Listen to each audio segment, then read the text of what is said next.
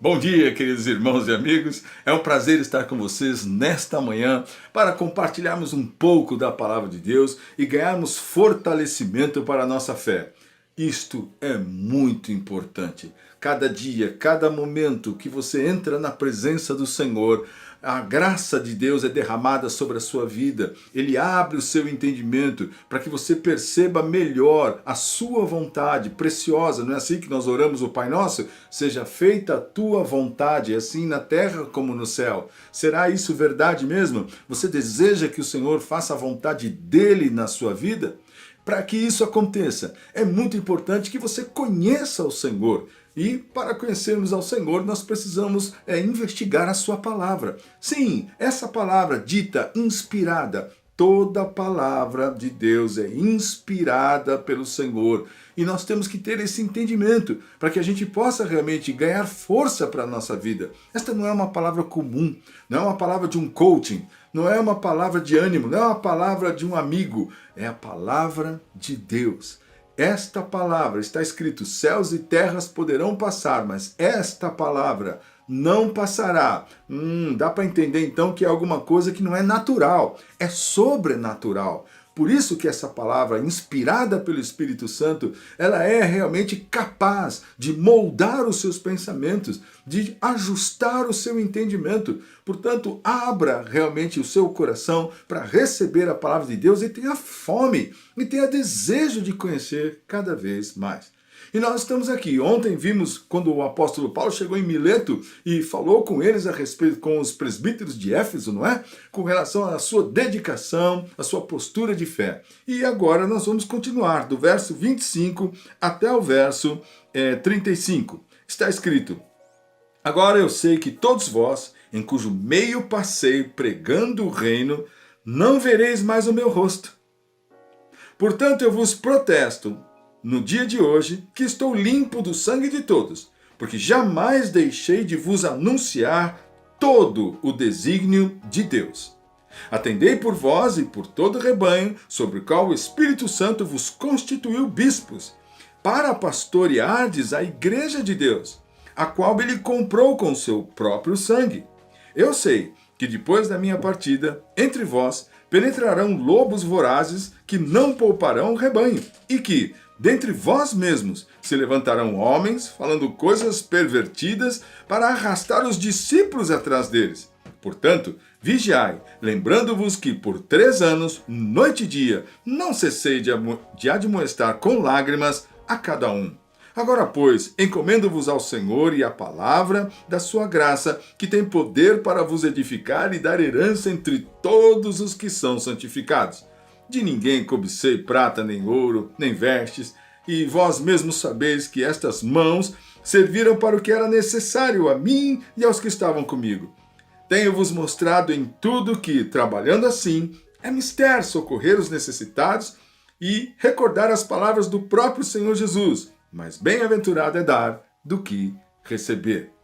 Então Paulo, lá em Mileto, continuava o seu discurso de ensino, colocando realmente essa disposição de estar levando-os à compreensão de tudo aquilo que eles aprenderam. Então ele mesmo disse, olha, eu sei, indo para Jerusalém, porque ele falou que tinha certeza que lá em Jerusalém ele iria sofrer. Ele falou, então daqui por diante eu sei que eu não vou ver mais vocês.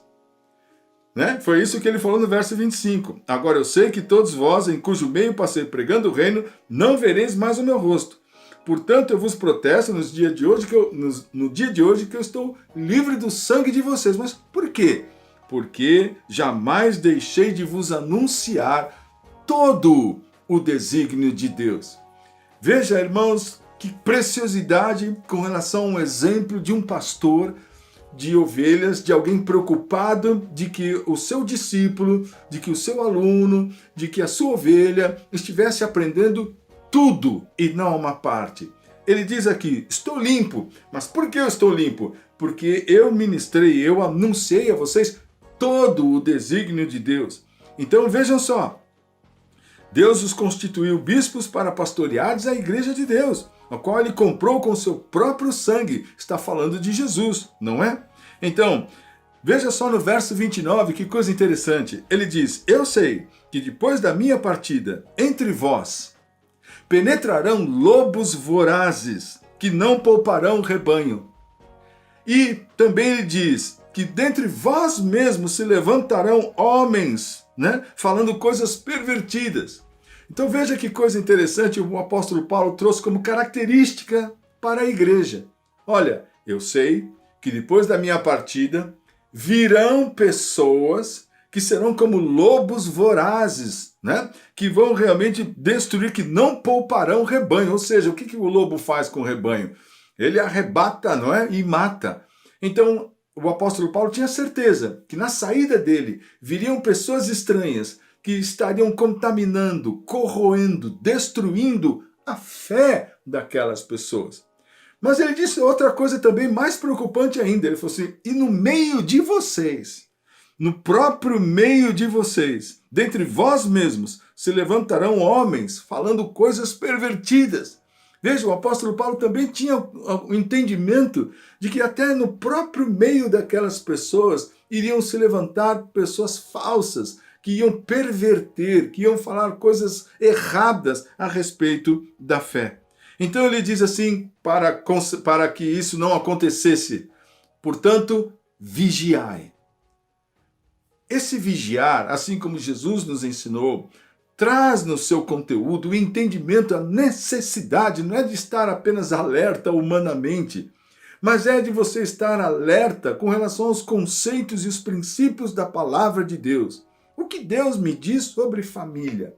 O que a Bíblia me ensina sobre filhos? O que a palavra do Senhor me ensina sobre um marido, uma esposa, a minha vida social? O que a Bíblia me ensina sobre valores, sobre prioridades?